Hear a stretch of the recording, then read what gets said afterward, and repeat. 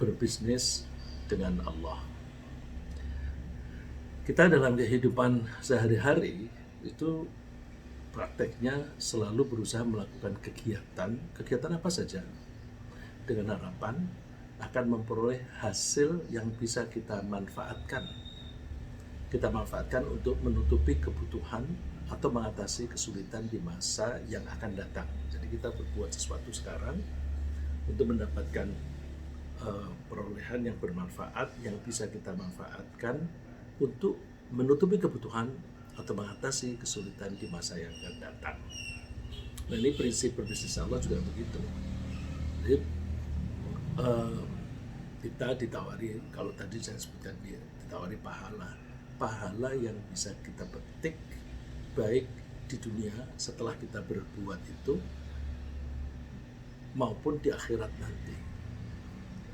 Keuntungannya lebih besar daripada yang kita biasa peroleh di dunia ini.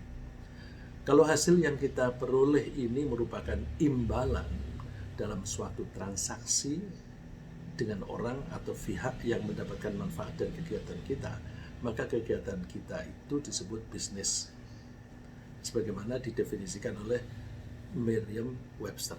Nah, lagi saya mencoba mengambil kamusnya itu, kamus yang untuk orang awam, ya, Merriam-Webster, bukan kamus yang bukan arti yang disodorkan oleh ahli ekonomi, supaya difahami bahwa pembahasan saya ini pembahasan untuk level orang awam.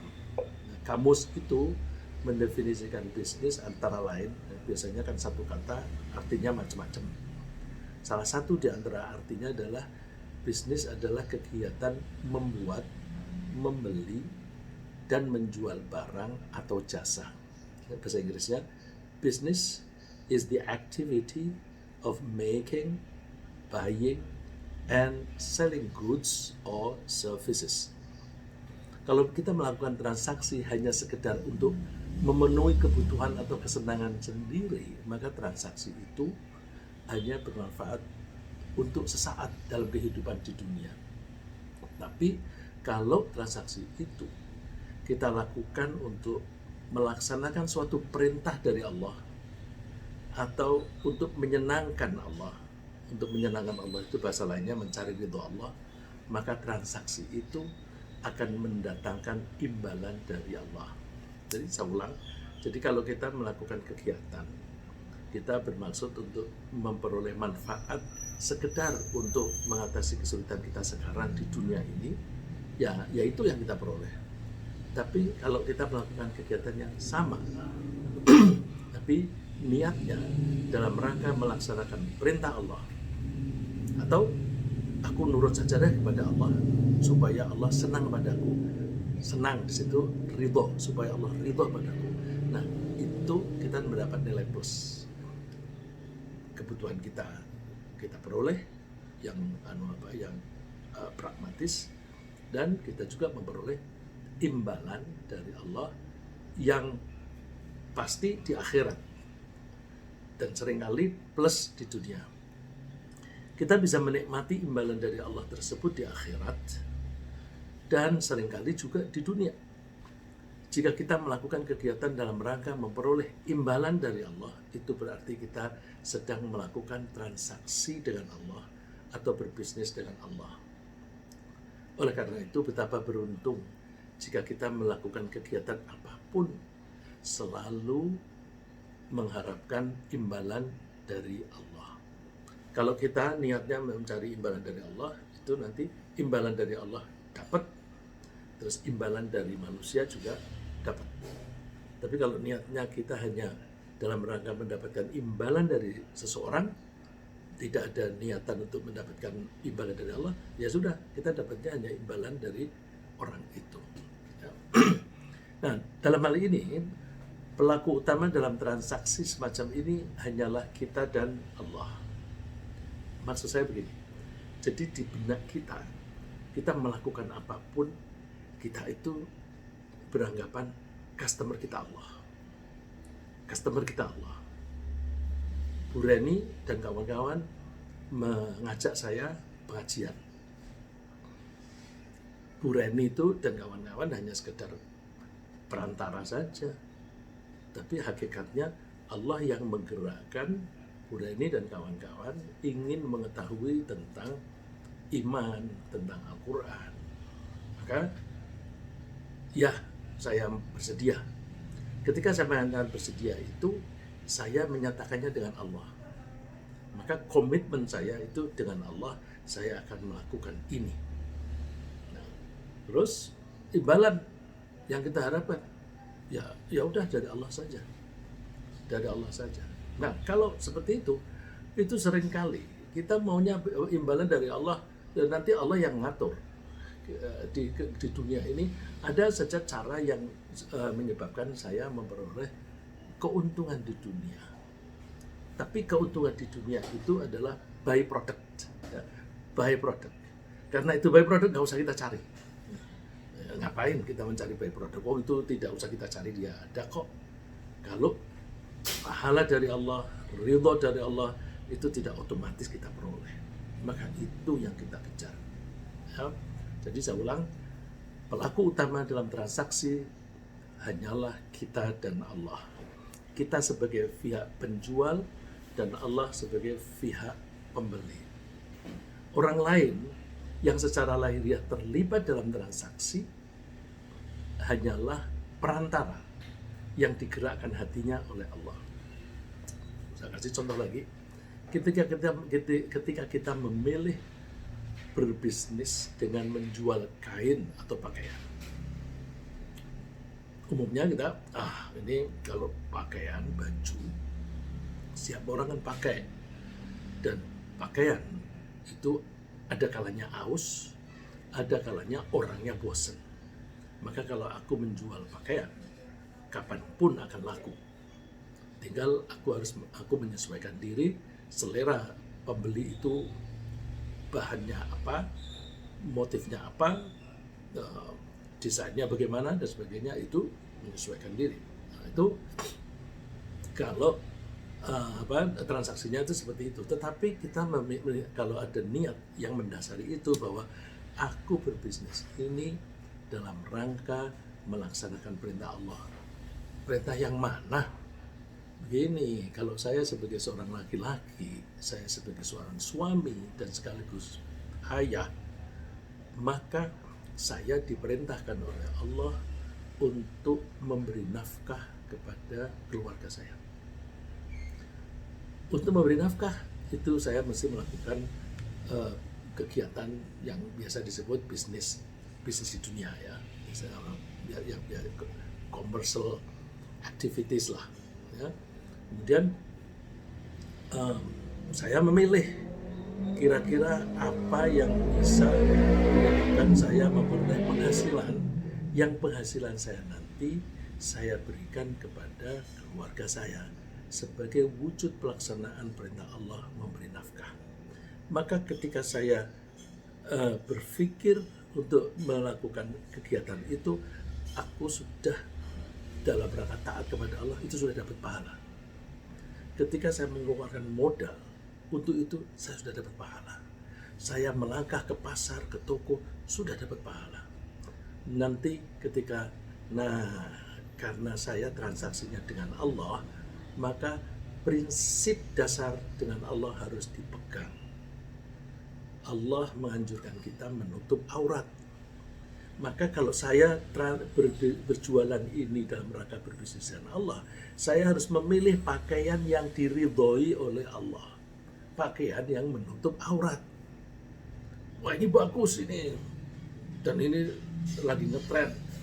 Tapi kalau itu membuka aurat, misalnya ada lubang-lubangnya atau transparan. Nah, terus kalau transaksinya dengan Allah, enggak, ini tidak saya beli, tidak saya jual. Karena ini menyebabkan saya dimurkai oleh Allah. Jadi pembeli, bahkan nanti investor juga begitu. Kalau kita berbisnis kemudian beruntung banyak, itu dikejar-kejar oleh investor atau oleh bank. Bisnismu lancar, diperbesar, aku bisa ngasih kamu pinjaman. Nanti dulu, caramu memberi pinjaman bagaimana? Sesuai dengan aturan yang digariskan oleh Allah enggak? Kalau sesuai, aku ambil. Kalau nggak sesuai, sorry. Atau, duitmu dari mana? Kamu kan dari hasil korupsi. Sorry, aku tidak bisa menerima. Karena di benak kita, aku melakukan kegiatan ini semuanya dalam rangka melaksanakan perintah Allah. Jadi, orang semacam ini akan mempunyai prinsip dasar yang selalu dipegang dan perilakunya pasti konsisten. Nah, konsisten itu dalam bahasa Arab disebut mustaqim atau istiqamah. Lalu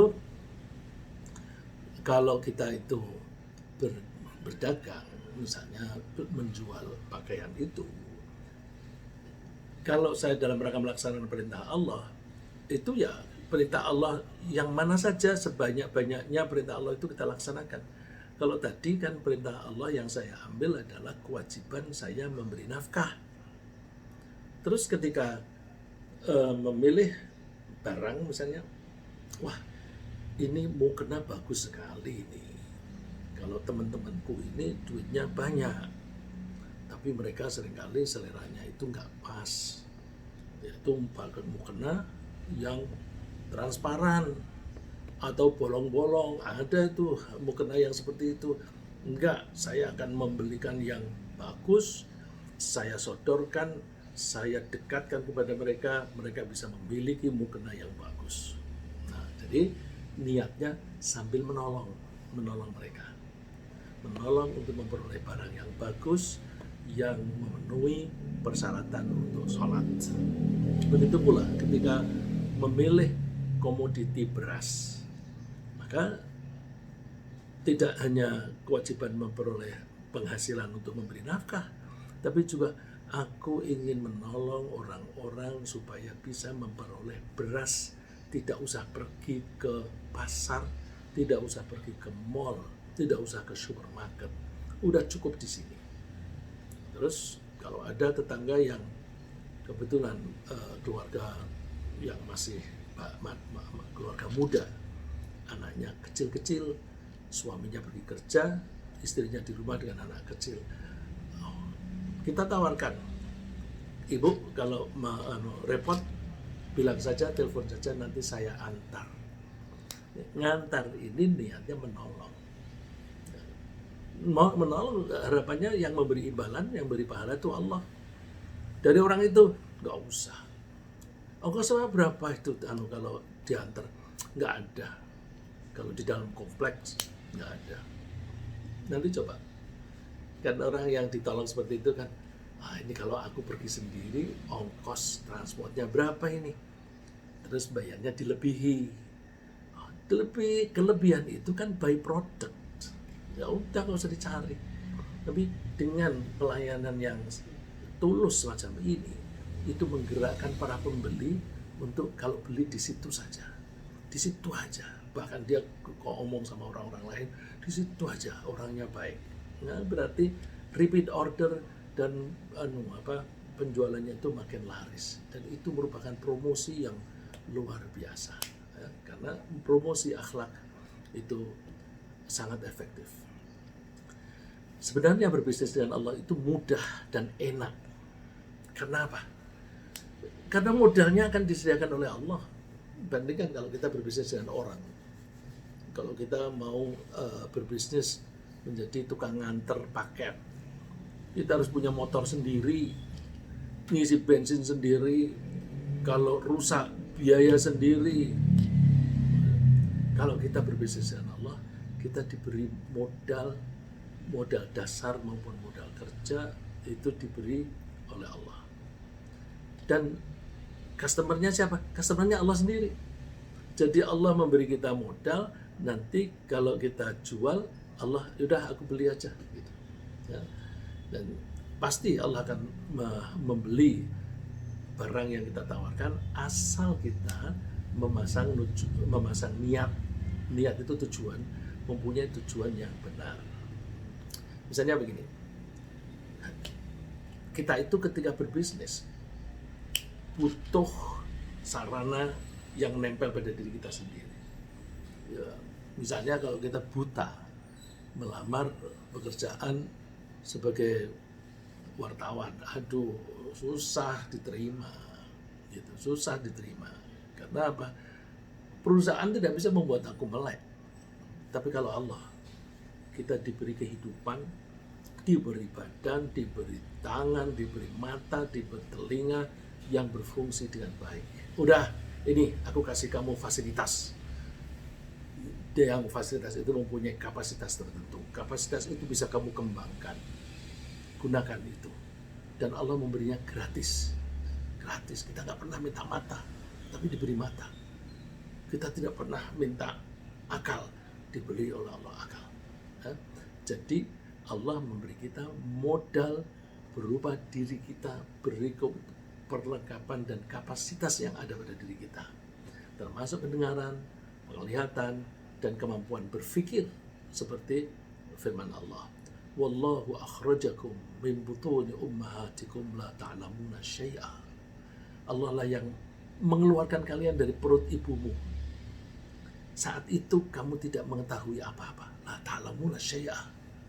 Setelah itu baru Allah membuat wa ja'ala lakum as-sam'a wal absara wal af'idata la'allakum tashkurun. Kemudian Allah membuat pendengaran, penglihatan, dan kemampuan berpikir. Afidah itu suka diartikan hati. Sebenarnya afidah itu sarana berpikir. Sarana berpikir itu melibatkan otak dan melibatkan hati. Nah, otak itu prosesnya, hati itu ukuran. Ukuran apakah yang kesimpulan yang kita ambil dari otak itu make sense, dia itu melukai orang lain atau tidak, itu baik atau buruk, itu ukurannya di hati. Maka kadang-kadang disingkat afidah itu hati. La'allakum tashkurun, agar kalian bersyukur. Bersyukur itu gimana? Bersyukur itu yang baik adalah memanfaatkan pemberian Allah untuk maksud-maksud yang baik dan benar. Baik dan benar, bukan hanya baik saja, tapi benar. Benar itu yang diizinkan oleh Allah. Setelah Allah memberi kita sarana badan dan ruh kita, Allah juga memberi kita umur. Umur itu artinya apa? Waktu. Waktu yang bisa kita gunakan sebagai kesempatan untuk melakukan bisnis. Kalau nggak ada umur, nggak ada kesempatan, nggak ada chance. Chance itu mesti harus ada waktu. Karena itu, umur atau waktu harus dimanfaatkan sebaik-baiknya untuk mencari keuntungan dari bisnis kita dengan Allah. Jangan sampai umur atau waktu berlalu begitu saja tanpa kita manfaatkan untuk mencari keuntungan melalui bisnis dengan Allah. Coba perhatikan orang yang menyesal karena apa? Tidak memanfaatkan umurnya dengan baik. Wahum yastarikhuna fiha. Mereka berteriak di neraka. Ini sudah masuk neraka karena di dunianya dia tidak melakukan kegiatan-kegiatan yang bermanfaat sebagai tanda syukur kepada Allah. Mereka minta, Rabbana akhrijna na'mal salihan ghairal ladzi kunna na'mal. Tuhan,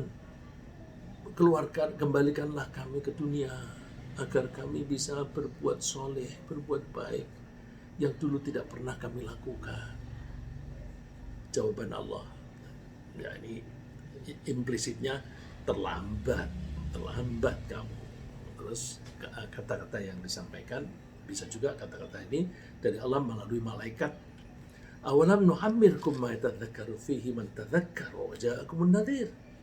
Bukankah dulu waktu kamu di dunia sudah kami beri umur yang sama dengan orang lain itu memanfaatkan umurnya dengan baik untuk mengingat Allah. Wa ja'akumun nadhir, dan juga telah datang kepada kamu orang-orang yang selalu memberi kamu peringatan. Orang-orang yang memberi peringatan ini tidak harus berupa nabi, bisa juga orang tua yang selalu menegur, bangun sholat jangan ditunda-tunda, kamu bisa dosa dan sebagainya. Itu nadhir, memberi peringatan. Bisa juga teman-teman kantor, kamu dari tadi sibuk terus, sudah sholat belum? Itu nadhir. Ya. Ustadz-ustadz itu juga nadhir. Jadi nadhir itu siapa saja yang memberi peringatan kepada kita. Kan sudah ada nadhir yang datang kepada kamu.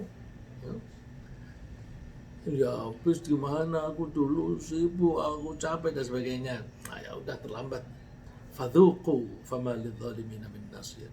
Ya sudahlah, sekarang rasakan sendiri akibatnya. Masuk ke neraka. Ya, Allah tidak zalim. Kalau kamu zalim, maka kamu tidak mempunyai penolong.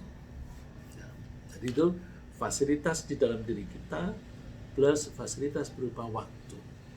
Maka mumpung kita masih punya umur, kita manfaatkan sebaik-baiknya. Kalau dulu kita kurang memperhatikan itu, next time, mulai sekarang, from now on, ya, kita manfaatkan waktu ini sebaik-baiknya untuk berbisnis dengan Allah. Di luar diri kita, Allah juga menyediakan fasilitas. Apa itu? Tanah, air, sumber daya alam yang bisa kita gunakan. Tanah, bumi kita gunakan sebagai infrastruktur. Kita nggak mungkin bekerja tanpa bumi. Kita beraktivitas di situ, kita istirahat, tidur juga di situ. Kita nggak bisa tidur kalau tidak ada bumi yang ada gravitasinya yang bisa menghilangkan capek kita. Terus ada sarana-sarana untuk budidaya alam. Kita menanam ikan di apa namanya, di tambak, ada di tempat-tempat sejenis. Nah itu sarananya sudah disediakan oleh Allah. Awalam yarau anna nasuqul ma'a ila al-ardi juruzi fanukhriju bihi zar'an ta'kulu minhu an'amuhum wa anfusuhum afala yubsirun. Apakah mereka tidak memperhatikan bahwasanya kami menghalau awan yang atau mendung yang mengandung air ke bumi yang tandus. Lalu kami tumbuhkan dengan air hujan itu tanaman-tanaman yang daripadanya dapat dimakan oleh binatang ternak dan dimakan oleh mereka sendiri. Jadi kita diberi lahan, kemudian diberi air oleh Allah berupa hujan, dialiri lewat sungai dan sebagainya. Kemudian kita bisa membudidaya di situ, apakah tanaman atau binatang, ternak dan sebagainya. Itu sudah disediakan, tinggal kita belajar teknisnya saja. Seringkali teknis itu kita bisa pelajari di sekolahan atau di tempat-tempat kursus untuk keterampilan peternakan, itu bisa kita pelajari misalnya di fakultas peternakan dan sebagainya. Itu teknis. Tapi kita mengetahui teknis kalau tidak mempunyai sarana nggak mungkin. Banyak sarjana kita belajar ke luar negeri, pulang-pulang tanya, gimana kamu bisa diterapkan nggak di sini? Nggak bisa. Dia belajarnya remote sensing sampai di sini alatnya yang nggak ada. Ya itu belajar tapi tidak diberi alat secara teknis. Tapi dasarnya sudah disediakan oleh Allah. Kalau kita memanfaatkan modal yang diberi Allah tersebut untuk memproduksi jasa, dan jasa itu kita tawarkan kepada Allah, maka Allah akan memberi kita upah yang besar nilainya. Upah yang ditawarkan oleh Allah bisa berupa materi atau non materi. Misalnya gini, kita tuh jasa kita hanya menanam butir padi, kita tanam, terus kita aliri air, nanti tumbuh. Yang membuat tumbuh makin besar itu Allah. Kemudian berbuah padi lagi ratusan butir, itu yang membuat Allah. Jadi pekerjaan kita sedikit, kita diberi upah berupa buah yang ratusan biji berkali-kali. Tapi upah yang paling berharga adalah yang non materi, berupa jaminan keamanan dari bahaya dan kenyamanan hidup. Ya, ada dua hal, keamanan dari bahaya dan kenyamanan hidup. Ini kalau saya gambarkan yang paling gampang, keamanan dari bahaya yang paling besar adalah neraka. Kalau kita melaksanakan bisnis dengan Allah dengan baik, kita udah dijamin tidak akan masuk neraka. Udah begitu, akan diberi kenyamanan hidup, masuk surga. Bukan hanya di akhirat, juga di dunia. Karena kalau kita itu berperilaku baik, maka customer kita akan senang dengan kita. Orang yang meminjam, yang memberi kita investasi juga akan senang karena mereka akan beruntung. Dan teman-teman pergaulan kita pada senang. Bahkan sampai orang-orang miskin pun juga senang sama kita. Karena makin banyak harta yang kita miliki, zakat kita makin banyak. Kalau zakat kita makin banyak, banyak orang-orang miskin akan tertolong. Jadi dunia dan akhirat dapat. Allah menyebutnya ringkas. Wa may yattaqillaha yukaffir anhu sayyi'atihi wa yu'dzim lahu ajra. Siapa yang bertakwa kepada Allah, maka Allah akan melebur kesalahan-kesalahannya, menghapus kesalahan-kesalahannya, dosa-dosanya, dan akan memperbesar upahnya atau pahalanya. Melebur atau memaafkan kesalahannya berarti dibebaskan dari neraka, diberi pahala yang besar berarti masuk surga. Nah, jaminan keamanan yang paling berharga sebagai keuntungan bisnis adalah keamanan dari bahaya yang paling dahsyat, yaitu api neraka. Dan keamanan yang paling utama adalah kenyamanan hidup di surga. Nah, ini ayat yang agak panjang. Ada istilah perdagangan juga di situ. Ya ayyuhalladzina amanu hal adullukum ala tijaratin tunjikum min adzabin alim. Hai orang yang beriman, maukah aku tunjukin kamu perdagangan, ya? Ala tijarah, tijarah itu perdagangan yang bisa menyelamatkan kamu dari siksaan yang pedih. Jadi kalau kita milih bisnis yang bisa menyelamatkan, apa itu isinya? Tu'minuna billahi wa rasulihi wa tujahiduna fi sabilillahi bi amwalikum wa anfusikum. Kamu beriman kepada Allah, jadi ini harus menjadi fondasi iman kepada Allah dan Rasulnya, dan kamu berusaha keras untuk melaksanakan atau melakukan tindakan-tindakan itu di jalan Allah, fi sabilillah, di jalan Allah. Artinya mengikuti peraturan-peraturan yang digariskan oleh Allah. Apa yang digunakan? Kerja keras. Bi amwalikum wa anfusikum, dengan menggunakan hartamu dan dirimu sendiri. Jadi ini semua aset yang kita miliki, apakah aset itu berupa diri kita sendiri, tenaga dan sebagainya, dan juga harta, itu kita kerahkan semuanya. Dzalikum khairul lakum in kuntum ta'lamun. Yang demikian itu bagus bagi kamu kalau kamu tahu. Hasilnya apa? Yaghfir lakum dzunubakum wa yudkhilkum jannatin tajri min tahtiha al-anhar wa masakin thayyibatan fi jannati 'adn. Dzalikal fawzul 'adzim. Allah akan mengampuni dosa-dosamu dan akan memasukkan kamu ke dalam surga yang di bawahnya mengalir sungai-sungai, dan juga tempat-tempat tinggal yang bagus di surga sana, di surga Aden. Itu adalah keuntungan yang besar. Nah, ini berarti keuntungan yang besar itu bisnisnya tidak rugi tetapi beruntung, dan Allah menyebutnya al-fawzul azim, keuntungannya besar. Ada dua macam kegiatan bisnis yang bisa kita lakukan dengan Allah, yaitu melakukan kegiatan pengabdian kepada Allah. Ini yang orang sering menyebut hablum min Allah. Jadi kegiatan bisnis itu kita melakukan aktivitas-aktivitas yang direct, yang kontak langsung dengan Allah, tidak ada hubungannya dengan orang lain. Yang satu lagi, kegiatannya itu berhubungan dengan orang lain, yaitu menolong orang lain. Menolong, ini menolong penting. Jadi ketika kita berbisnis, kalau kita berdagang, niatnya menolong.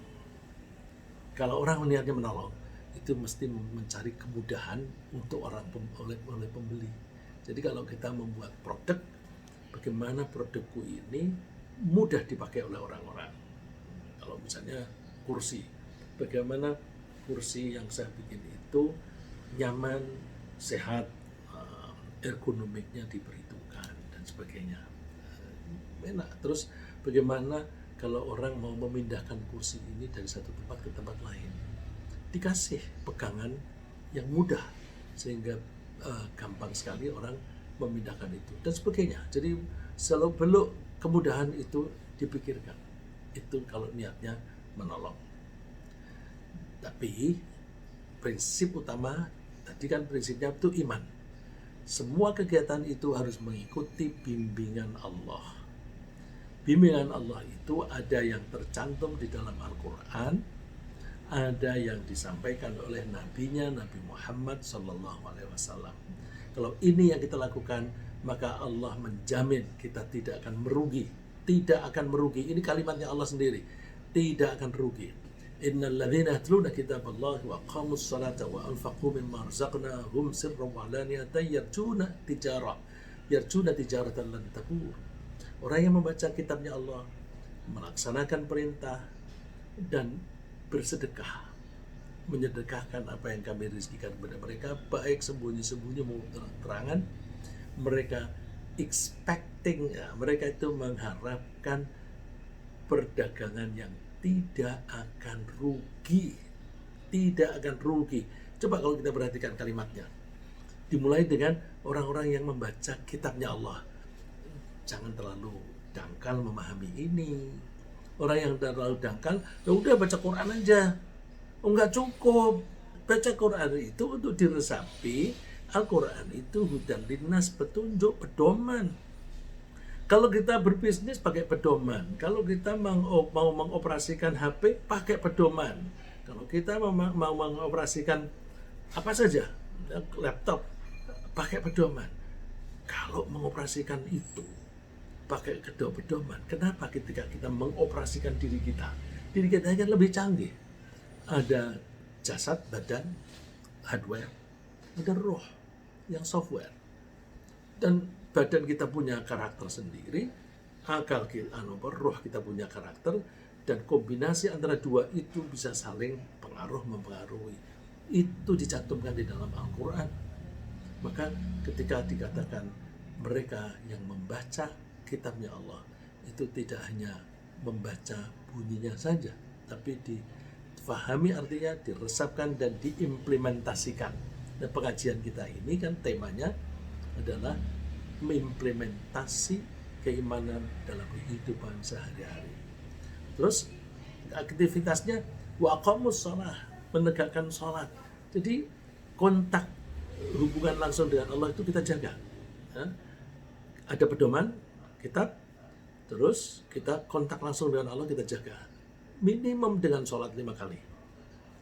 Terus hubungan dengan orang lain kita jaga.